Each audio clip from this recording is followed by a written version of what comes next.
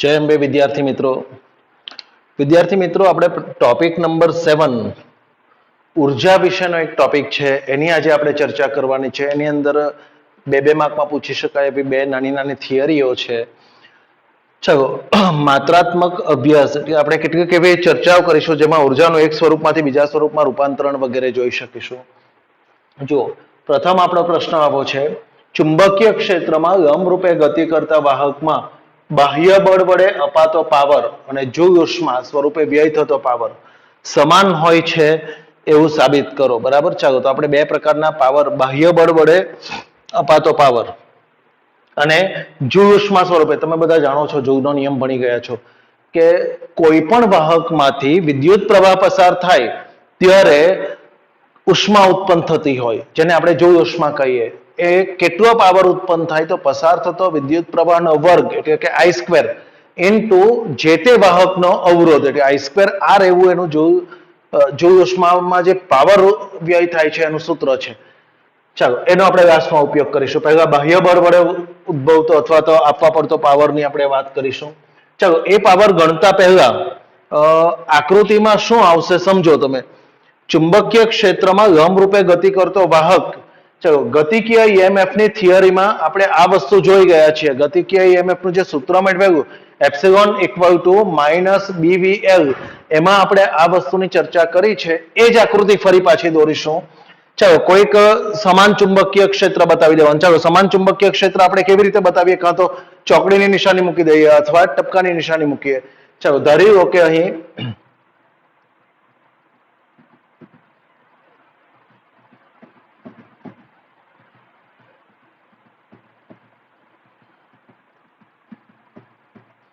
પાનાના ગમ અંદર જતું સમાન ચુંબકીય ક્ષેત્ર છે. એમાં યુ આકારનો એક વાહક મૂકેલો.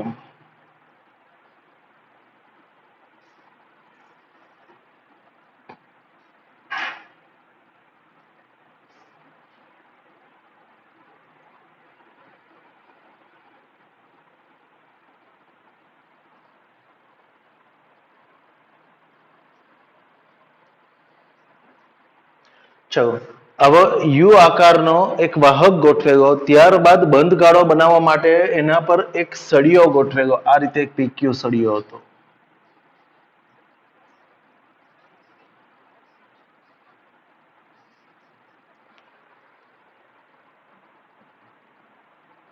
ચલો આ PQ સળિયો, આ બંને છેડાને R અને S એવા કંઈક નામ આપેલા. ગતિકીય EMF નું સૂત્ર મેળવેલું એ જ થિયરીની આકૃતિ છે, બીજું કશું જ નથી. ચલો આ સળિયાને આપણે V વેગથી ગતિ કરાવેલી, અંદર તરફ એને ગતિ કરાવતા હતા. આ દરમિયાન ઉદ્ભવતું પ્રેરિત EMF અથવા ગતિકીય EMF epsilon equal to minus BVL, આવું કંઈક આપણે સૂત્ર મેળવેલું હતું. ચાલો અહીં આ જે L લંબાઈનો સળિયો છે, આ કંઈક X અંતર જે બદલાતું હતું. ચાલો અહીં સળિયાની લંબાઈ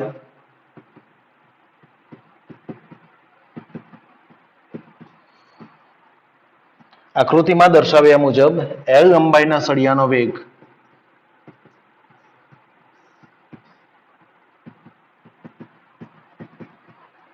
ઇક્વલ ટુ V. ચાલો સળિયામાં પ્રેરિત થતું EMF જે આપણે સમીકરણ મેળવેલું જ છે. ચાલો અહીં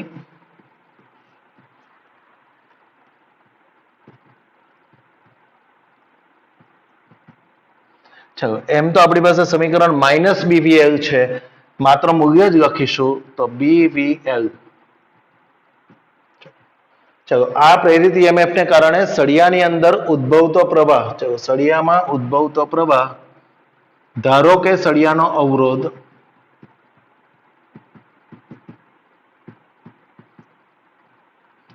R હોય તો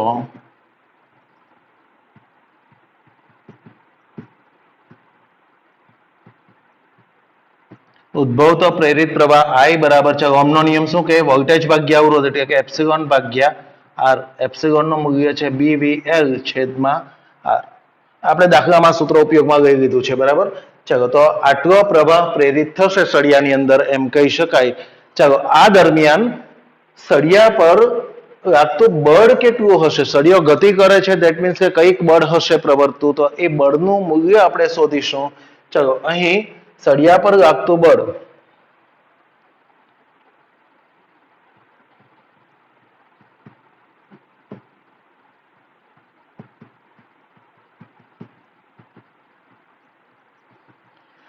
चलो चुंबकीय क्षेत्र में बळ केटलुं लागे सळिया पर तो अपनी पासे आवुं सूत्र छे ILB sin थीटा। अहीं जोजो थीटा केटलो थशे तो सळियो जे गति करे छे ए એટલે કે સળિયાની લંબાઈ L અને ચુંબકીય ક્ષેત્ર B ચુંબકીય ક્ષેત્ર પાનાને લંબ અંદર તરફ જતી દિશામાં છે તો L અને B પરસ્પર લંબ હોવાથી અહીં L અને B परस्पर लंब होवाथी sin 90 बराबर 1 थाय। therefore F equal to ILB આવું કંઈક આપણને સમીકરણ મળે છે એમાં I ની કિંમત આને સમીકરણ નંબર 1 કહી દો। ચલો I ની કિંમત અહીંયા મૂકી દઈએ। therefore F બરાબર ચલો L ને B છે I ની આ ઉપરથી આ કિંમત મૂકો એટલે શું થશે B ગુણ્યા B B square V L L એટલે L સ્ક્વેર છેદમાં R। ચલો આટલું કંઈક સળિયા પર બળ લાગતું હશે। હવે આપણે જાણીએ છીએ કે આટલું બળ જે છે એ કઈ દિશામાં લાગે તો લેન્ઝનો નિયમ એમ કે વિરોધ કરતી દિશામાં તો આટલા બળના વિરોધની સામે સળિયાને ગતિ ચાલુ રખાવવી હોય તો સળિયા પર આપણે બાહ્ય બળ પણ આટલું આપવું પડે। ચાલો એટલે સળિયા પર આપવું પડતું બાહ્ય બળ પણ જો ગતિ ચાલુ રાખવી હોય તો આટલું જ હશે। કેટલું તો B² V L² છેદમાં R જેટલું। ચલો સળિયાની ગતિ ચાલુ રાખવા માટે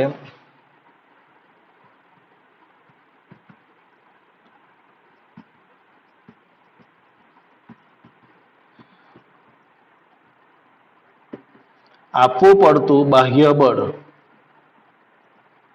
F equal to આટલું જ હશે તો જ ગતિ ચાલુ રહે B² V L² છેદમાં R। જો સમજજો મિત્રો આ બળ કયું તો એ બળ આપણે ગણ્યું કે ચુંબકીય ક્ષેત્રમાં સળિયા પર આટલું બળ ઉદ્ભવતું હશે પ્રેરિત પ્રવાહને કારણે પણ આપણે જાણીએ છીએ કે પ્રેરિત પ્રવાહને કારણે જે કોઈ બળ કે પ્રવાહ ઉત્પન્ન થાય તો ગતિનો વિરોધ કરે। ધેટ મીન્સ કે આ બળ તો વિરોધ કરતું છે તો ગતિ જો ચાલુ રાખવી હોય તો આટલું જ બાહ્ય બળ આપણે બહારથી આપવું પડે સળિયાને આ રીતે ધકેલવો પડે આટલા જ બળથી અને લાસ્ટમાં આપણે આપવો પડતો પાવરનું સૂત્ર લખીશું। જુઓ બાહ્ય બળ વડે અપાતો પાવર માટે આને સમીકરણ નંબર 2 કહીએ। ચલો બાહ્ય બળ વડે અપાતો પાવર P equal to ચલો બળ અને પાવરનો સંબંધ 11મા ધોરણમાં મિકેનિક્સ યંત્રશાસ્ત્રના સૂત્ર ધ્યાનમાં રાખવાનું। બળ ગુણ્યા વેગ કરીએ તો આપણને પાવર મળે। ચલો કિંમત મૂકી દો સમીકરણ 2 ની કિંમત અહીંયા મૂકીએ। therefore P equal to ચલો F ની આ કિંમત મૂકો ગુણ્યા V કરીએ તો V પણ કેટલો થઈ ગયો V into V એટલે V²। તો B² V² L² છેદમાં R। ચલો આ સમીકરણ નંબર 3 એટલે બાહ્ય બળ કેટલું આપવું પડે તો જેટલું પ્રેરિત થતું બળ છે તેટલું જ બાહ્ય બળ વિરુદ્ધ દિશામાં આપવું પડે કે અંદર તરફ ગતિ ચાલુ રાખવામાં આ બળ તો વિરોધ કરે છે તો એટલું જ બળ અંદર તરફ આપીએ તો ગતિ ચાલુ રહેશે અને એ બળને કારણે આપણે કેટલો પાવર આપ્યો એમ કહેવાય તો આટલો પાવર B² V² L² છેદમાં R। હવે અહીં સુધીની આપણી થિયરી કમ્પ્લીટ થાય છે કે બાહ્ય બળ વડે અપાતો પાવર કેટલો તો આટલો। હવે બીજો જે ભાગ છે જૂલ ઉષ્મા સ્વરૂપે વ્યય થતો પાવર એની આપણે વાત કરીએ। આ આપણો પહેલો વિભાગ પૂરો થાય। બીજો વિભાગ ચાલો આ એક પ્રકારનો પાવર બાહ્ય બળ વડે અપાતો પાવર ગણી લીધો। હવે બીજો જે વિભાગ છે જૂલના નિયમ મુજબ જૂલ ઉષ્મા સ્વરૂપે વ્યય થતો પાવર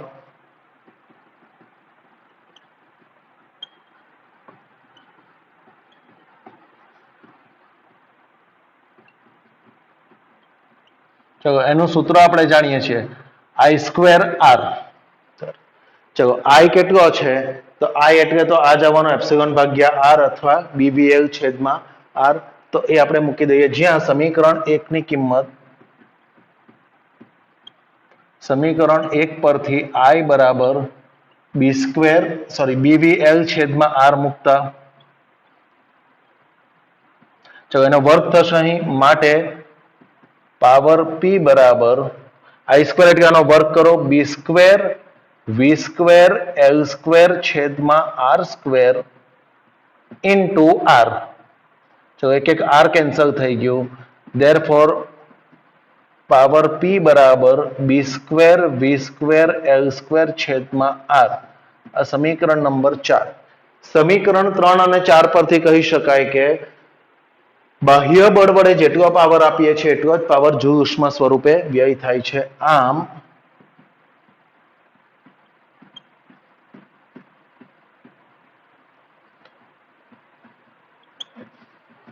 સમીકરણ 3 અને 4 પરથી કહી શકાય કે બાહ્ય બળ વડે જેટલો પાવર આપવામાં આવે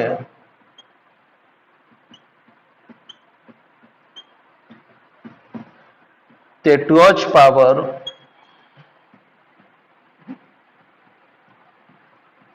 જૂલ ઉષ્મા સ્વરૂપે વેડફાય. ચલો તો આ પ્રમાણે સમીકરણો મેળવવાના. બરાબર, આ આકૃતિ આપણે અગાઉની થિયરી વાળી જ ઉપયોગમાં લીધી છે, કન્ડિશન એવી જ આપેલી છે. તો ચાલો, આ પહેલો પ્રશ્ન થયો. આમાં શું કર્યું સમજજો. આપણે ઈએમએફ નું સૂત્ર હતું, એના ભાગ્યા અવરોધ કરીને પ્રવાહ લખ્યો. પ્રવાહ પરથી બળ કેવી રીતે શોધાય ચુંબકીય ક્ષેત્રમાં, તો BIL કરીને બળ શોધ્યું. બળ ગુણ્યા વેગ કરીએ તો આપણને યાંત્રિક પાવર મળી જાય, તો એ શોધ્યો. આ પાવરનું એક સમીકરણ આવ્યું. અને બીજું સમીકરણ કેવી રીતે મેળવ્યું, તો જૂલના નિયમમાં કે કોઈ પણ વાહક તારમાંથી પ્રવાહ પસાર થાય ત્યારે I2R જેટલી ઉષ્મા ઉત્પન્ન થાય. તો જૂલના નિયમનું સૂત્ર મૂક્યું પાવરનું. બંને સમીકરણો સરખા આવ્યા એટલે છેલ્લે આપણે તારણમાં લખ્યું કે જેટલો પાવર બાહ્ય બળ વડે આપવામાં આવે છે એટલો જ પાવર જૂલ ઉષ્મા સ્વરૂપે વ્યય થાય છે. ચાલો, લાસ્ટ જે આપણો ટોપિક છે આનો બીજો વિભાગ, ઉર્જાની વિચારણા વિશેનો. વિદ્યુતભાર અને ચુંબકીય ફ્લક્સના ફેરફાર વચ્ચેનો સંબંધ મેળવવાનો છે. ચાલો, એકદમ સરળ સંબંધ છે. આપણે ફેરેડેના નિયમથી શરૂ કરીએ.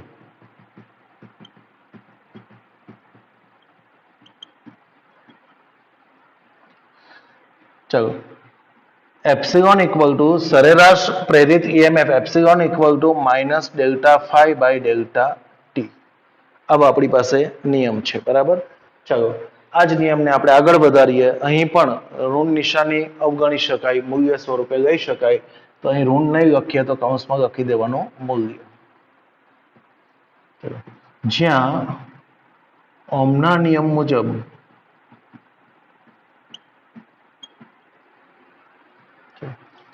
વોલ્ટેજ બરાબર પ્રવાહ ગુણ્યા અવરોધ. ચલો, એટલે એપ્સિલોન બરાબર IR લખી શકીએ આપણે. ત્યાં ઓહમના નિયમમાં V સંજ્ઞા લેતા હતા, અહીં ઈએમએફ માટે એપ્સિલોન સંજ્ઞા લીધી છે. ચલો, ઉપર કિંમત મૂકી દો એટલે કે I ઇન્ટુ R બરાબર ડેલ્ટા ફાઈ ભાગ્યા ડેલ્ટા ટી. ચાલો, હવે આમાં વિદ્યુતભાર ક્યાં છે, તો તમે જાણો છો કે I જે છે પ્રવાહ, એની વ્યાખ્યામાં વિદ્યુતભાર આવે. કેવી રીતે, તો વાહકના કોઈ આડછેદમાંથી એકમ સમયમાં પસાર થતો વિદ્યુતભારનો જથ્થો, એને આપણે પ્રવાહ કહીએ છીએ. તો આવું લખી શકાય, જ્યાં ચાલો વિદ્યુત પ્રવાહ I બરાબર વિદ્યુતભાર એનો ફેરફાર ભાગ્યા ડેલ્ટા ટી. આવું સૂત્ર ક્યારે ઉપયોગમાં આવે, તો વાહકના આડછેદ પરના જુદા જુદા બિંદુ પાસેથી જુદો જુદો વિદ્યુતભાર આપેલા સમયમાં પસાર થતો હોય ત્યારે આપણે આવું સરેરાશ વાળું સૂત્ર મૂકીએ છીએ. ચલો, એ લખી દઈએ અહીંયા હોવાથી. ચલો, R આ કિંમત અહીંયા મૂકો, delta q by delta t equal to delta phi ભાગ્યા ડેલ્ટા ટી. ચલો, ડેલ્ટા ટી કેન્સલ કરી નાખીએ છેદમાંથી. માટે ડેલ્ટા ક્યુ વિદ્યુતભાર બરાબર ડેલ્ટા ફાઈ છેદમાં R. ચલો, આમ પ્રેરિત વિદ્યુતભાર કોના કોના પર આધાર રાખે છે, ડેલ્ટા ફાઈ એટલે ફ્લક્સના ફેરફારના સમપ્રમાણમાં અને અવરોધના વ્યસ્ત પ્રમાણમાં. આમ પ્રેરિત વિદ્યુતભાર એ ફ્લક્સના ફેરફારના સમપ્રમાણમાં જ્યારે અવરોધના વ્યસ્ત પ્રમાણમાં હોય.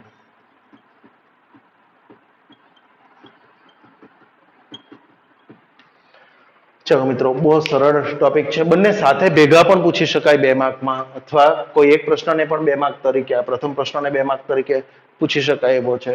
કોઈક વખતે એવું બને બોર્ડની એક્ઝામમાં કે એક થિયરી ખૂબ લાંબી 2 માર્કમાં મૂકી હોય તો બીજી શોર્ટ થિયરી પણ મૂકવામાં આવે, એટલે આવું પણ 2 માર્કમાં આવી શકે. ચાલો બીજું ઓબ્જેક્ટિવ માટે તો સૂત્રકામના છે જ આપણે દાખલાના ઓબ્જેક્ટિવ માટે. ચાલો આજે અહીં આપણે આ ટોપિક પૂર્ણ થાય છે. આપણો જે ટોપિક નંબર 7 છે એમાં આ બે નાના નાના પેટા વિભાગો હતા. એને લગતો એક દાખલો છે ઉદાહરણનો જે નેક્સ્ટ લેક્ચરમાં આપણે સોલ્વ કરીશું.